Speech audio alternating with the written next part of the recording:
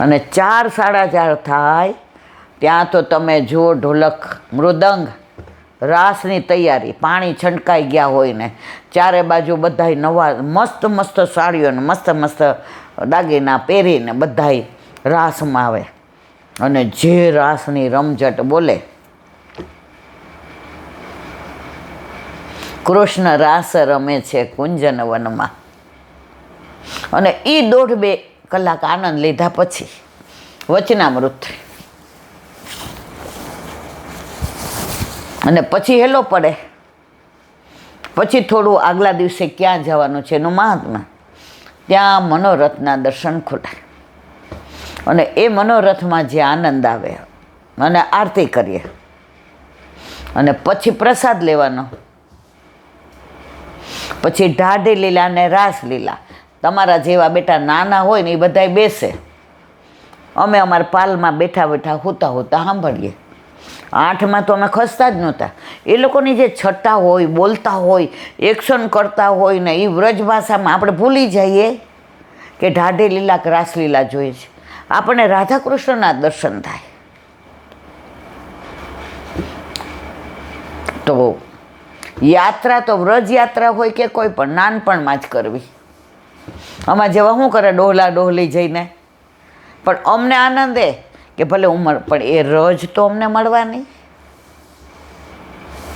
એ વૈષ્ણવનો સંગ તો મળવાનો, એ વલ્લભનો રંગ તો અમને મળવાનો, એ જ્યાં આપણે ગયા હોય એ મનોરથ તો અમને દર્શન મળવાના, વ્રજમાં અમને સત્સંગ તો મળવાનો, એ વચનામૃત તો મળવાના.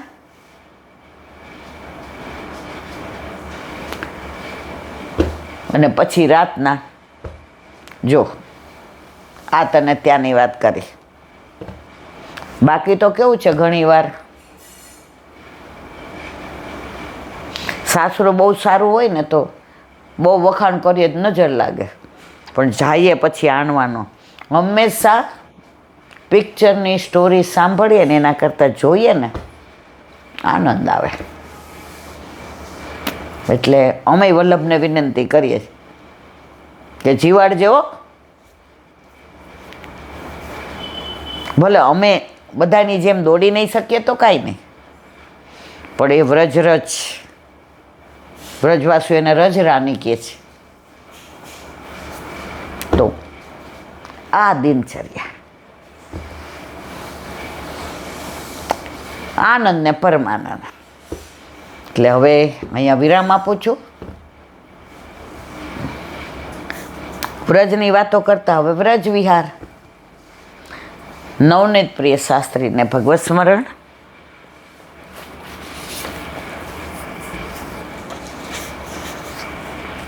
કાલે આપણે મુંજાટવી મુંજવનનું કર્યું, આજે હવે ભાંડીરવન. ભદ્રવનથી આગળ ભાંડીરવન છે. અહીં ભગવાન બલરામજી વગેરે સાથે ખેલતા હતા. ક્યાં? ભાંડીરવનમાં.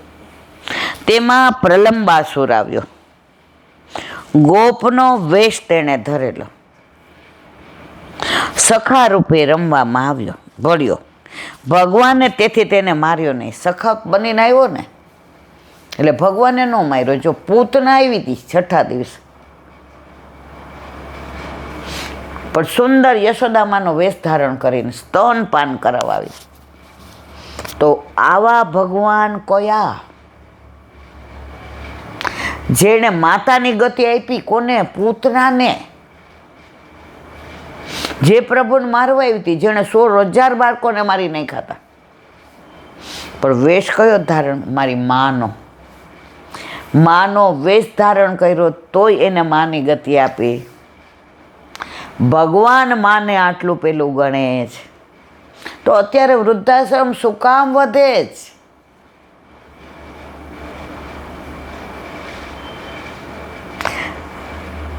એકવાર બેઠા હતા ઠાકોરજી, લક્ષ્મીજી પૂછ્યું કેમ ઉદાસ છો? એ કે ના કાંઈ નહીં. એ કે ના, એ કે બધા વિનંતી કરે છે કે થોડા અમારા ઘરે લક્ષ્મીજી કે બધાને ત્યાં થોડા થોડા જાઓ, મારા ભાગે કેટલા રહ્યો? પ્રભુ કે એટલે જ હું વિચારમાં. એ કે હું રસ્તો બતાવું? એ કે બતાવો. એ કે માં બનાવીને દરેક ઘરે મૂકી દો, પણ તમારે બધે નહીં જવું પડે.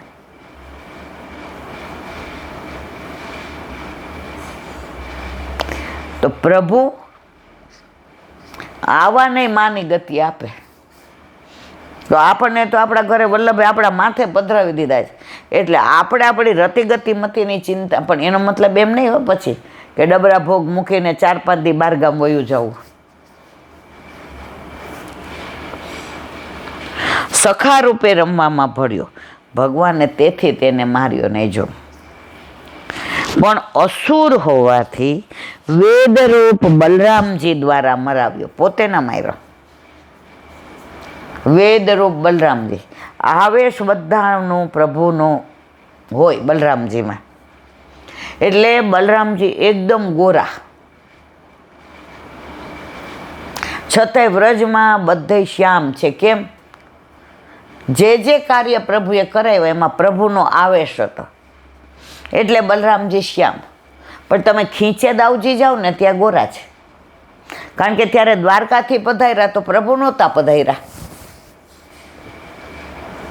એટલે આવેશ નહોતો એમનો. એટલે ત્યાં તમે જાઓ ને તો તમને ગોરા દાવજીને દર્શન થાય. પ્રભુની લીલાઓ એવી બધી અદ્ભુત છે ને મારવાલા. તે સમયે શ્રી બલરામજીમાં કૃષ્ણનો આવેશ નહીં થયો. લીલા તો કૃષ્ણની જ છે. જો માધ્યમ બલરામજી છે. હા, બલરામજીમાં કૃષ્ણનો આવેશ થયેલો. ક્યારે? પ્રલંબાસુર જ્યાં જ્યાં કોઈને માર્યો, ધેનકાસુરને તાલવનમાં માર્યો તો કોનો આવેશ? ઠાકોરજીનો.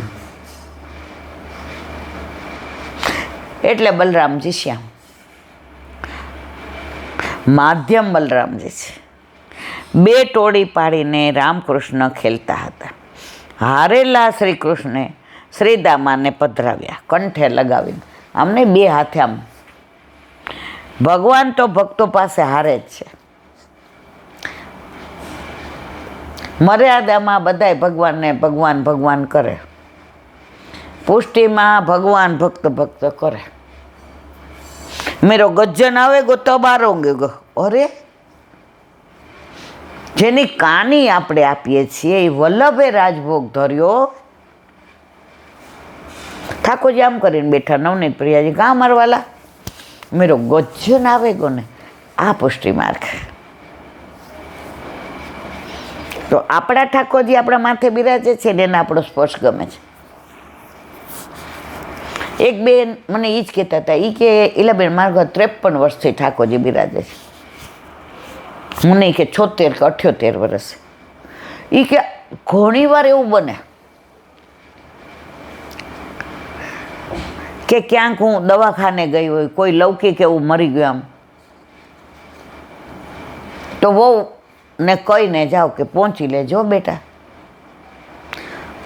હવે દવાખાનેથી વહેલું જવાઈ જાય અને નાઈને ચૈણામત મોઢા મૂકીને વાળ કોરા કરતાં કરતાં તો વહુને પૂછું, બેટા શું સમય?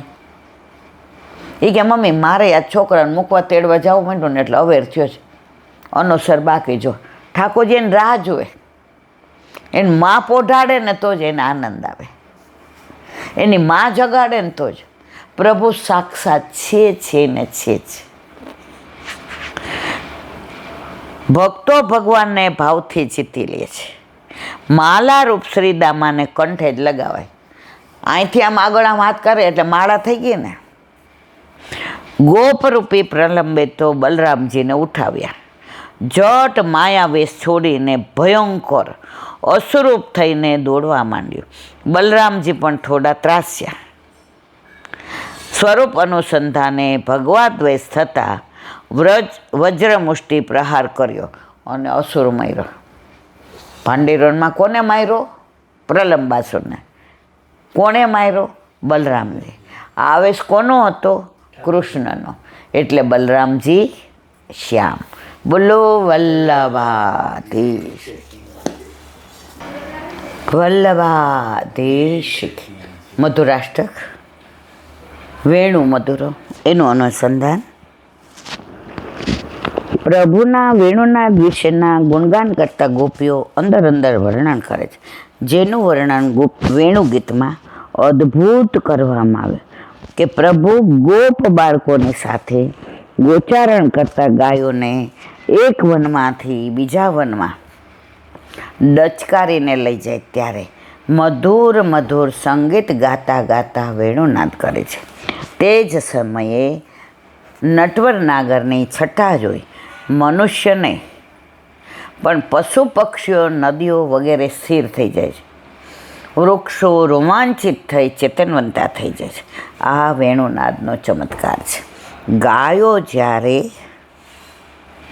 પ્યારા કૃષ્ણ પ્રભુના મુખથી વેણુનાદ સાંભળે છે ત્યારે તેમના કાનની ટસરો દુનાની માફક ઊંચા કરી દુનામાં રસામૃત ભરી લે છે.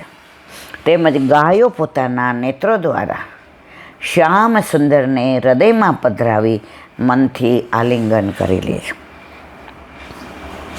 આલિંગનનો સ્વાનુભાવ નેત્રોમાંથી આનંદના અસુર રૂપે છલકાઈ રહ્યો છે.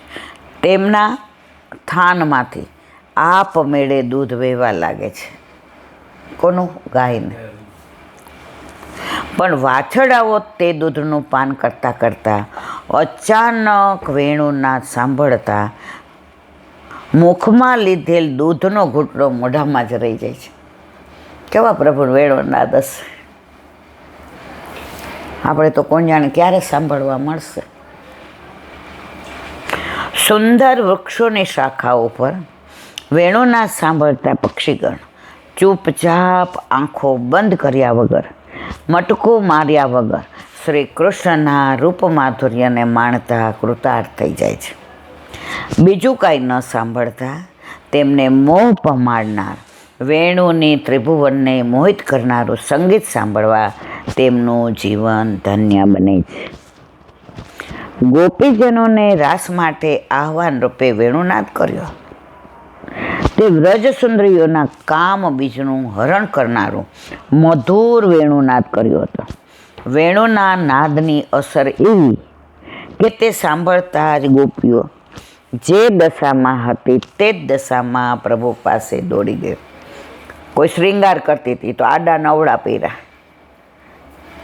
કોઈ છોકરા ધવડાવતી હતી તો એમને દોડે, કોઈ દીવો સંજાવતી હતી એમને દોડે.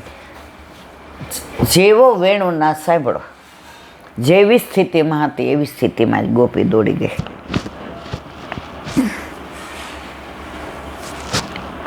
કેટલાક દૂધ દોતા છોડી, કેટલાક ઉકળતા દૂધ ચૂલા પર રાખી, ચૂલા ઉપર લાપસી બનતા છોડી ભોજન પીરસતા દોડ્યા.